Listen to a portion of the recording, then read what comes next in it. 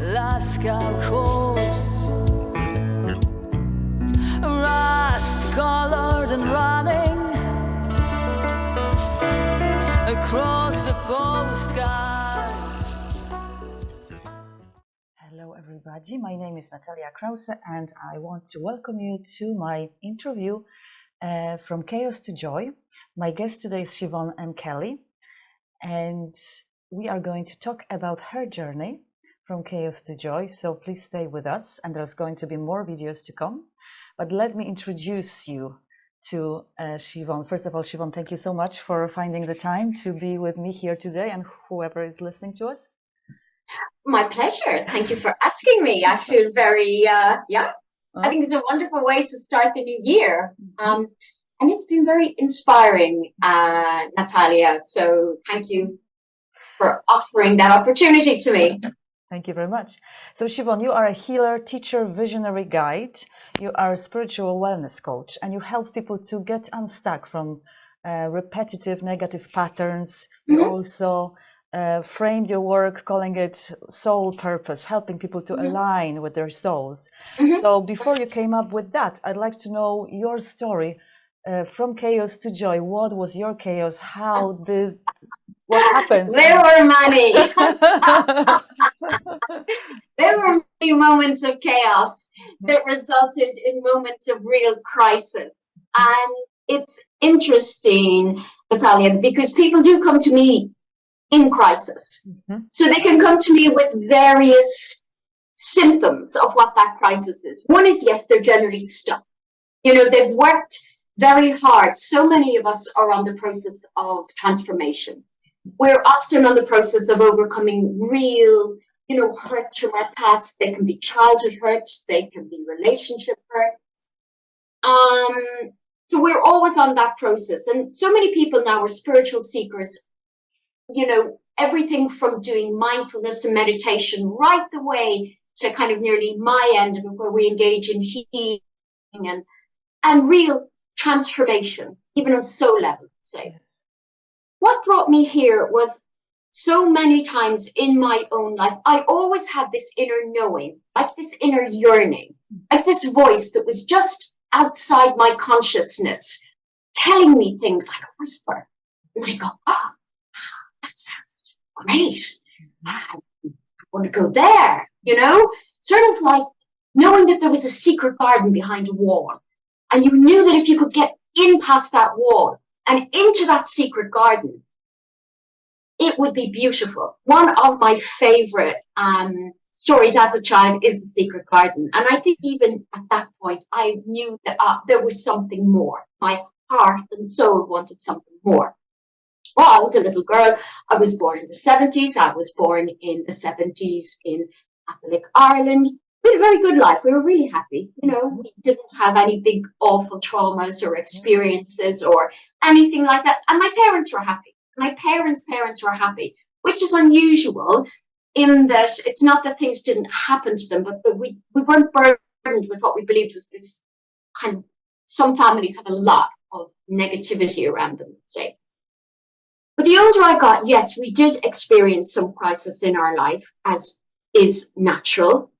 Now, and that took me away from that inner knowing, from that place where, as a small child, I did kind of dance around the garden and sort of speak to the fairies and speak to the angels and, talk to the flowers. And it sounds silly, but I think a lot of young children, they have such a strong connection.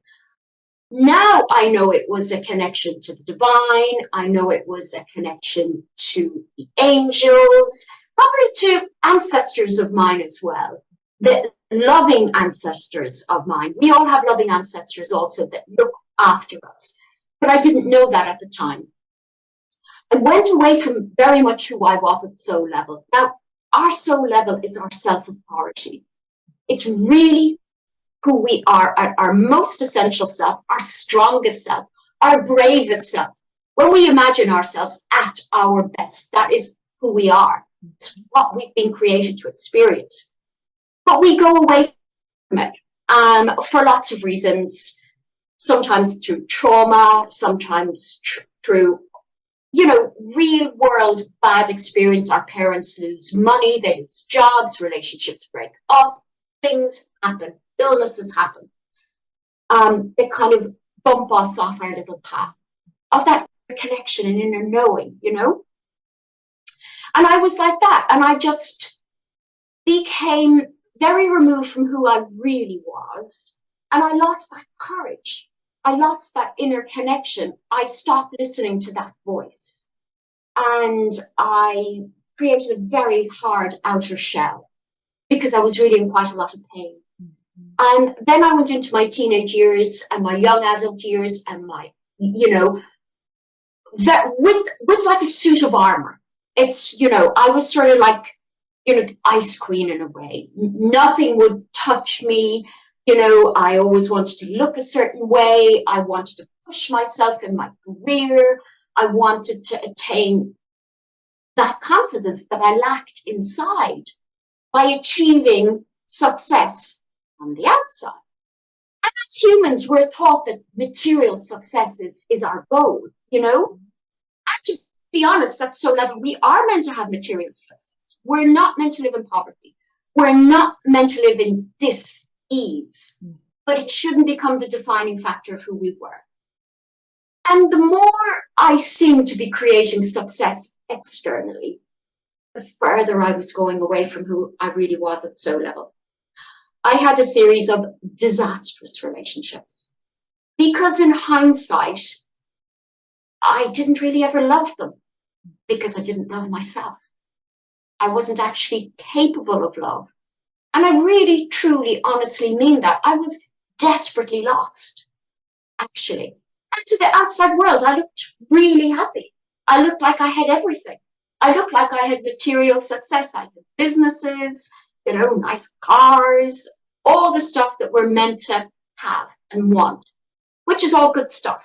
Okay. I now know that our soul, when it's expressed properly, using its gifts properly, can create all of that. Absolutely can and should. Because if we are living in any, if we're living in any lack and we want more, we are out of alignment, to be honest. And I got married and I had a beautiful small baby, and and then there was lots of other crises along the way, relationship crises and things like that. But I ended up becoming married, and I really should never have married that man. But, without him, I would not have my beautiful baby girl. So my life took a total 360-degree turn from having 2 businesses and a big house and 2 cars and all of this stuff to literally walking away from it all with just myself and my 18-month-old baby girl. And I was in a very dark place for a while. Chaos couldn't even describe it. I think when we go through chaos and we go beyond it, we go to a place that's so dark and still, we're kind of at the edge. Really. I was at the edge of consciousness in that I never could have conceived that I would end up a single parent, basically nearly homeless. Now, not on the streets or anything like that, but I had to go live with family members. And that was such a dark, it was an awfully painful time. And I do mean that. And I prayed, funnily enough, every night to my grandfather that I never met, my father's father. And he was a very tall man. He was well over 6 feet. He was involved on the periphery of the Irish Revolution. He was a moral man. He was a good man. He was a man of courage. He was a man of conviction. He was a man of purpose. And he was a man of action, but quietly. And I prayed to my granddad, Patrick, that I never met. And I would pray to him, in this little room with my baby. And I would pray, please, Grandad Patrick, just let me see a light. Just a light. I can't remember how long I seemed to be in the room. For me, it was like 6 months. It could have been 2 months. It could have been 10 months. I have no concept of time. And I pray and pray and pray to my granddad. And then one day there was a chink of light. And I pray some more to my granddad, and there was a bigger chink of light. Pray some more to my granddad, and then there was a bigger chink of light. And it was a long process. Natalia, I can't document it. I can't say exactly when, where, what. But I began to come out of that place. And I've never wanted to be a victim, but my brain couldn't understand how I had created such a negative experience, chaos, when I actually knew so much about soul, our soul gifts and our soul responsibilities. Okay. Now, when I say I knew so much, I knew we were responsible for creating our experience. I didn't know how, and I didn't know why. And I certainly couldn't figure out why I had created this experience. Not just for me, I was fine, but for my baby girl. And that was the hardest bit, but I did not want to fall into guilt, and I certainly didn't want to fall into victimhood. So I did everything I could understand. Why did I need to experience this crisis, chaos, complete breaking down of my life? And there were a few years that were bumpy, but I don't think we're ever given more than we can handle. And we don't often know that until afterwards. I did manage to begin to get myself back on my track. Myself and my daughter, we rented this beautiful house. We began our whole new life. It was very small, meaningful. I was and still am a very old-fashioned Irish mammy. I was brought up with very strong values. You're Polish, very similar, basic, good, decent values, So my life was very quiet. I had a little girl. She would, we'd get up in the morning. I'd walk her to nursery school. I'd come home. I'd collect her at lunchtime. We would do all our little things for the day. I would feed her, and then she would be in bed by 6:30 at night. And when I look back, there was so much peace. I had so much peace within myself. And then I really began to study. I want to create my new experience. I needed to heal deeply. I needed to heal these wounds. Because there was a point in my life, and it sounds so funny in hindsight, but I can truly say that I can never remember looking in mirrors. Not because I thought there was like spirits behind me or anything. That came later. But because I never really loved myself. Okay, so you didn't want to look in the mirror. Okay. Yeah, I could do my makeup and do my hair. I was always really fashionable. I always loved style. I mean, I was always, did design in art college. My clothes were very much an expression of me. And I loved looking good. But I never truly looked in the mirror. Sort of do it in a bit of a blur, And it wasn't until I was about 38 that I could really honestly say I began to truly fall in love with myself. Love myself. Fall in love sounds a bit highfalutin even for me. And tell me, Siobhan, sorry to interrupt you for a second. No. And what kind of tools, because you said you were praying, just coming back to that moment when you said you saw the light in the tunnel, and what were the tools? Because you said you were praying, and did you go to a coach? Did you ask for help, or were you trying to figure out everything yourself?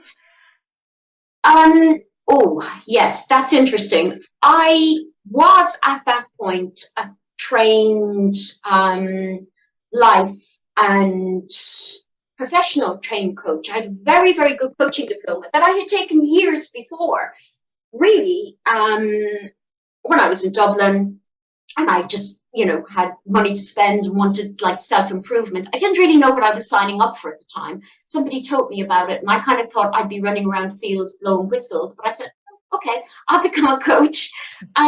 So I always had that, and I always had a quest for knowledge. And I always knew that if I learned something or I saw something, I can achieve that. So I always had this courage that, I could do things. What did I do? In hindsight, I would get up every morning. I would get up early. I'm a lark. I'm not an owl. I'd get up in the morning and I would pray. I would physically kneel and pray. I would pray for guidance. I would pray that I would be the best mother I could be. I would pray that I would have the courage to face the things I needed to achieve. If there was something specific, I would pray. I have a deep connection with the angels, so I would always pray to the angels. I love and still love the work of Louise L. Hay. So I read that book. I devoured it. I devoured it. I had a lot of, now I would call it sacred self-care. Okay. I meditated, I prayed, I would set intentions, I would write my intentions, I would follow the intentions. I ate very well, I juiced. None of it was really conscious. I didn't actually say, I'm sitting down to heal. But 80% of all of our healing begins in the body. And the reason that our body is so vital, so I suppose I cleared out. There was that process of letting go, because before we create anything new, we have to let go. So I really simplified down my life and I made myself my own project. Lovely. It seems like you have been very self-disciplined, like you've really been very active. You were not sitting there, because sometimes people pray or say something, oh, come on, help me. Where's, why is the guidance not coming? But what I'm getting from what you're saying is that you were really actively helping yourself and not waiting for somebody to come and pick you up. No, because then you're a victim.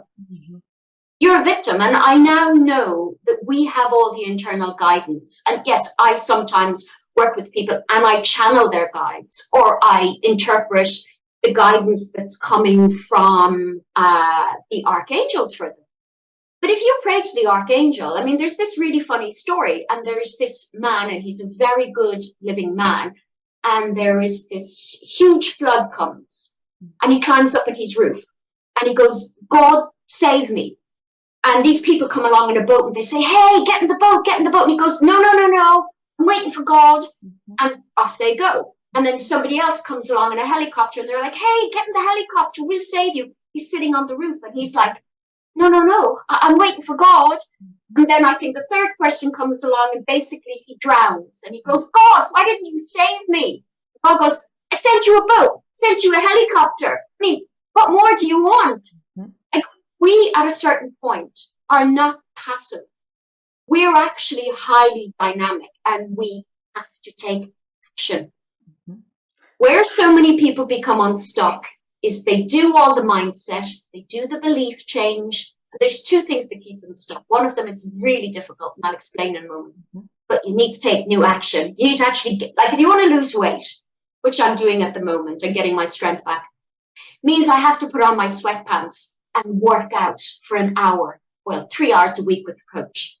I am never going to lose weight by sitting on my butt on the couch buying, bikinis online. Yes. And as they say, what your brain is not familiar with, it's difficult for us to do it. So my next question is, just coming back to that story that you said, sometimes we're fixated as well on something, like he was asking for help, but he had a fixed kind of idea in his head. And sometimes we are not same, because we are so much in our heads, what I'm trying to say, and that we don't see that block, or we can't pass this block because this is so normal, ingrained in us, in the reality, and we have an idea, okay, this has to happen this way. So how can we open up ourselves to unblock ourselves or get out of our way?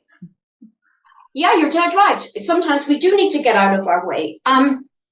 I'll give you, for an example, if I can. I know that we've both come to get to know each other through studying mindfulness, and both of us wanting to be mindfulness teachers, or at least have a stronger practice in mindfulness.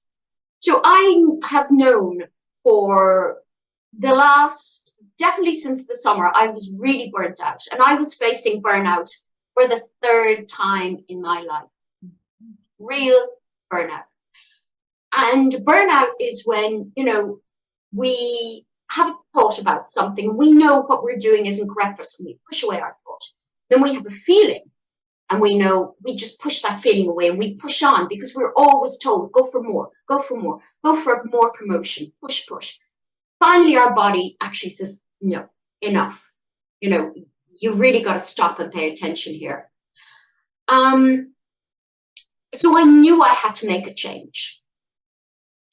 And I was doing what so many people do, even though I had a lot of knowledge. We're guided by our human self, our ego. It's what's kept us safe, and it's all that human conditioning because we are human. We are one of a big pack of humans, 8 billion of us now, I believe. But our ego will always keep us, our ego's job is to protect us. So it's to keep us safe and secure. And its tools are fear. So it keeps us small. Don't go out there, something will happen.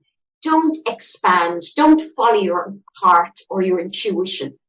So I knew that I needed more kind of healing, and I needed to work on my own mindset. And I had decided that I wanted to go work on kind of stress and anxiety and that type of thing, which seemed logical because we're kind of gone into a recession. But, is there a recession? Isn't there a recession? There's 8 billion people. There's always people with money. So, there's always people who need our work, let's say.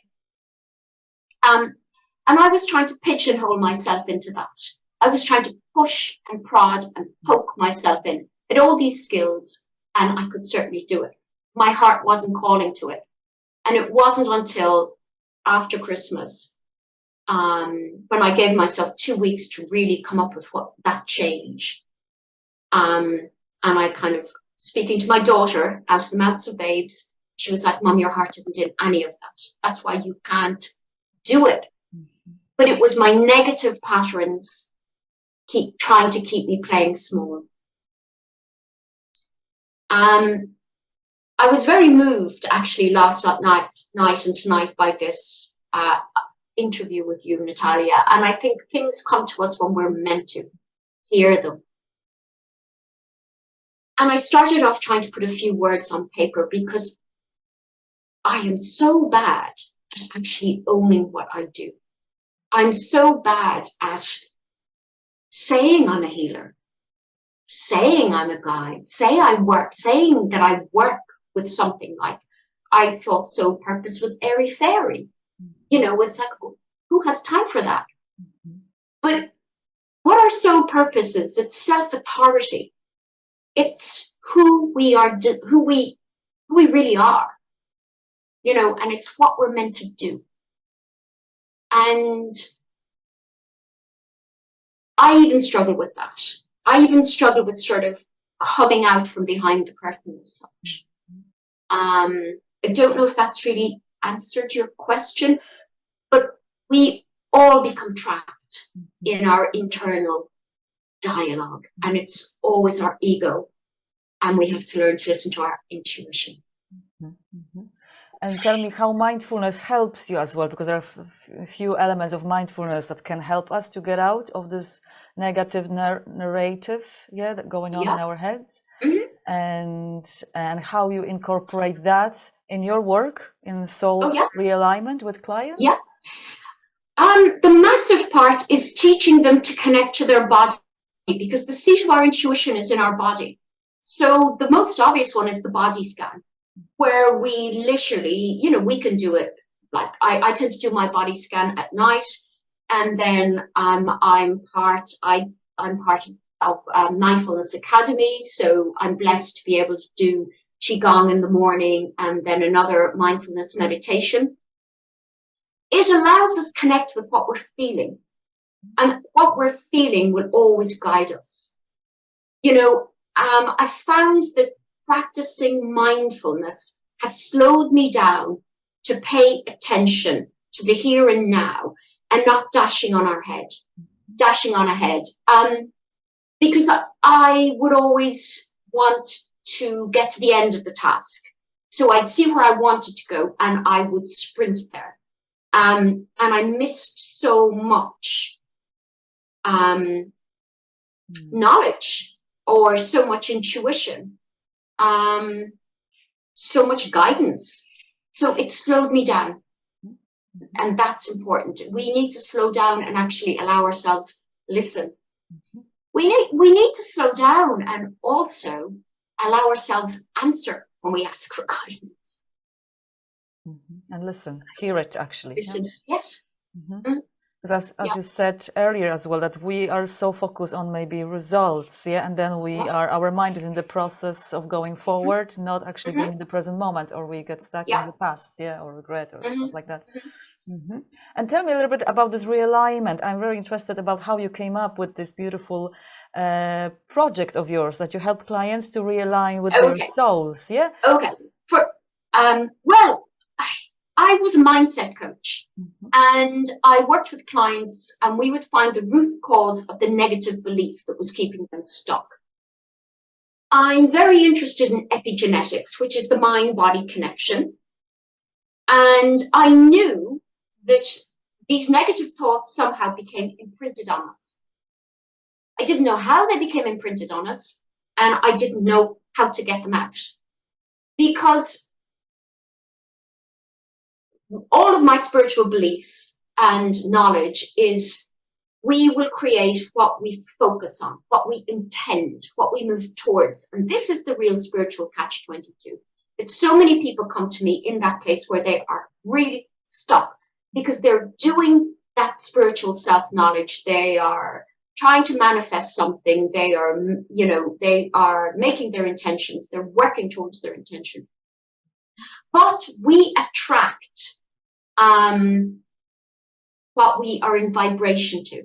It's basically our energy. So we will attract experiences that we're in vibration to, even if we want to create something else. Soul realignment, it's not mine. I'm a soul realignment practitioner. That whole modality was created by somebody else.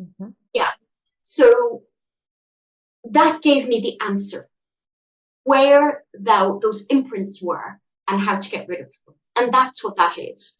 And our negative past experiences, negative choices we've made, always choices, result in karma. Now, karma can be good or karma can be bad. But karma isn't actually out to get us. What karma is, it's a really crappy experience. It's chaos, basically. But it's your soul's way of going, pay attention to this chaos, stop making these choices. So we actually, the healing part of it, the really dynamic part is, I remove the imprints of those choices out of my clients' physical DNA, spiritual DNA, energy bodies. They then learn who they are at soul level. And then I teach them the specific gifts and skills and talents that they have. So they make really powerful new choices. So they create, essentially, it's like creating new neurons in our brain. That's really what it is. We're creating new neurons to do new things.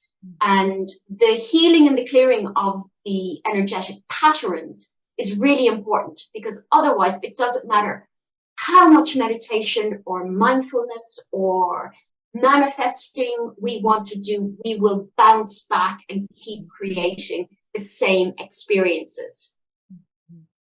That's a real sticky catch-22. Okay, lovely. So we need support. I believe that we not always can do it all by ourselves. We need support. We need to come to somebody and ask for help and talk. And can change, another question that comes to my mind is, can change be effortless actually? Does it have to be always, connected with struggle and hard work? Can it be effortless? No. Yes. When we align to who we are at soul level, doors open. You're on your right path. I was trying to push myself into something else. And so Siobhan, if you could maybe say one more time, is it difficult? Why is it difficult to change? Can change be effortless or not? No. Change is effortless. It literally happens instantaneously. Doors open, you meet the right people, things just fall into your lap. Now that means not that you don't have effort, but synchronicity. Synchronicity, that beautiful word, is, or miracles is another word. We consider miracles to be actually unusual, but they're not. That means your soul is really, really aligned. And we can work very, very hard. We moved to the UK in 2019. We were intending to sell our home in Ireland, believing we needed to do that to afford to buy a new house in the UK. We were in the process of selling it. The sale fell through because of COVID and all of that. And we worked really hard to manifest a house in the UK, and we did. We never believed at it. And sometimes it's interesting because you said before, we need to get out of our own way. We do. We need to set our intention and work towards it. Now, really work towards it. Like if you want to bring a new career, you need to start connecting to people who are in that area. You need to start reading about that area. You need to take classes to get you towards that area. You don't just sit there like a lump on a log. You do something. So if you're moving towards it and it's for you, it will meet you. And my husband is, you know, he's a scientist. So this sort of stuff, not his bag. But he has now begun to see the actual tangible physical things we've manifested together. So I set my intention that we were getting this house. And I imagined all of our furniture in this house. I imagined us having dinner in the house, having parties in the house, living in the house. And every day he was like, oh, I don't know what we're going to do. And I would say, keep working at it, keep working at it. Like I drew a tarot card and it was him working. And I just said, keep chipping away. No matter how many times they say no, go back. And then you manifested that what you were looking for. Yeah, so but it's also been aligned to your intentions. Like my intentions before Christmas were completely out of alignment with my soul. Completely. And we shoehorn ourselves, like our parents say, take a law degree. Law is a good, you know, option for you. And somebody wants to be a musician or a painter. So we often do things that we're told we should do. And we don't follow that inner intuition. Now, I followed my inner intuition, and it's been quite bumpy at times. I think it always is for everybody. It can be scary. It can be challenging having the courage, but the experience, the results are magnificent. And when you just one thing, maybe so, you know, whoever is listening to us can take one piece of information or one practice. So how do you connect that intention? You know, how do you do your intention? Do you connect it with the feeling in your body and visualization? What's the simplest thing to teach somebody? I will give you a rock solid technique. People often ask me, how do I know it's my intuition speaking to me and not my fears? So what you need to do is give yourself some time, you know, maybe light a candle, ask for guidance, pray if that's your thing, or just intend that you're going to get clarity.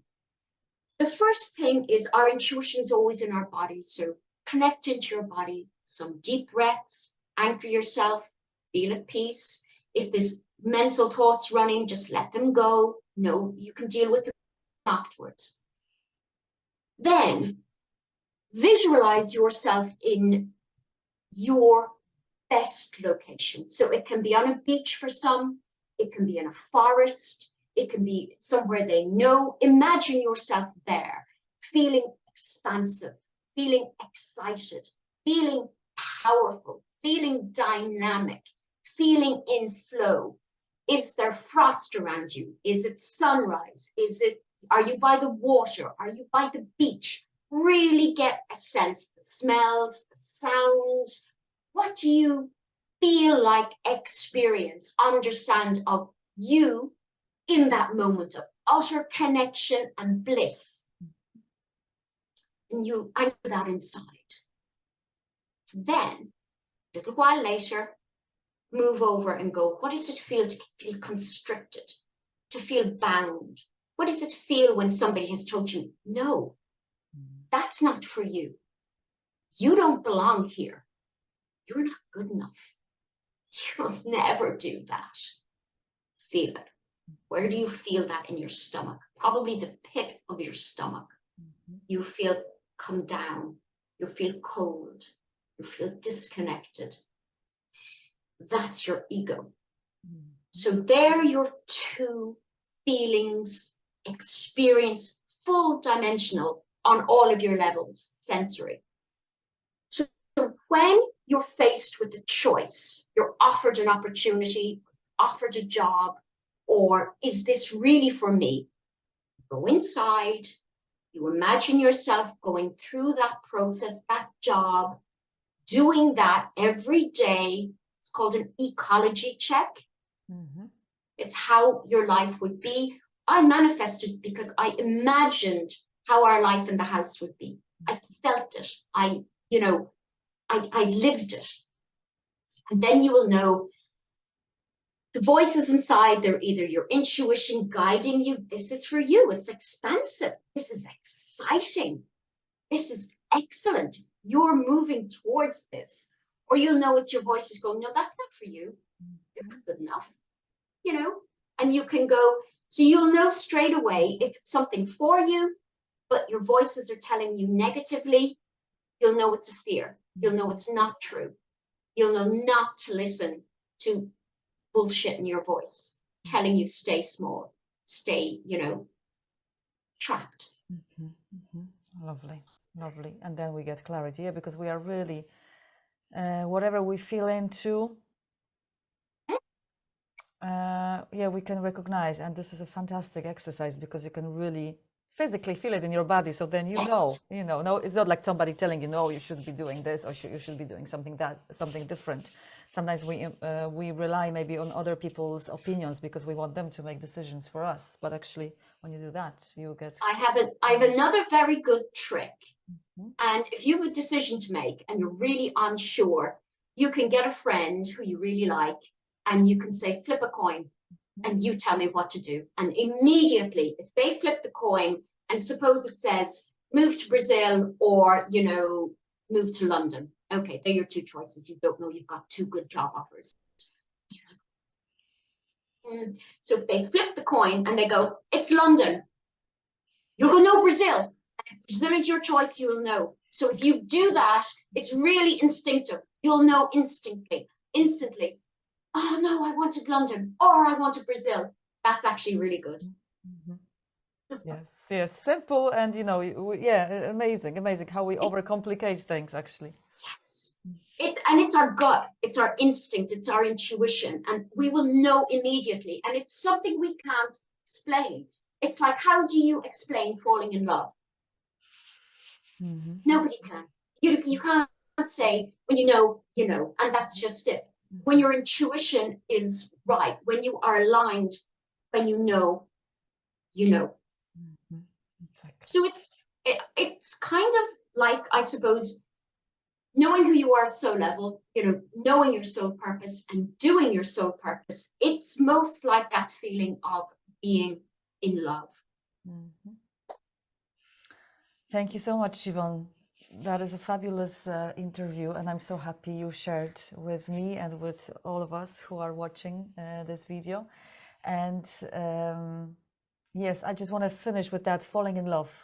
See if you can fall in love with yourself, and if you need guidance, a coach like Siobhan, please check the link below, and you can book a session and see if you need to connect with yourself more, your emotions. If you need any guidance on your journey from chaos to joy, I cordially invite you. And check Siobhan's website. And thank you so much for staying here with me and listening to all these videos. There's going to be more. And if you have time, you can also listen to my music. It will be attached on the website as well for later on. Thank you so much, Siobhan. It was such a pleasure, and I'm looking forward to chat. Stay with me. Don't go yet. You're more than welcome. Thank you. Bye, Thank you. everybody. Where are you heading to? Ask I'm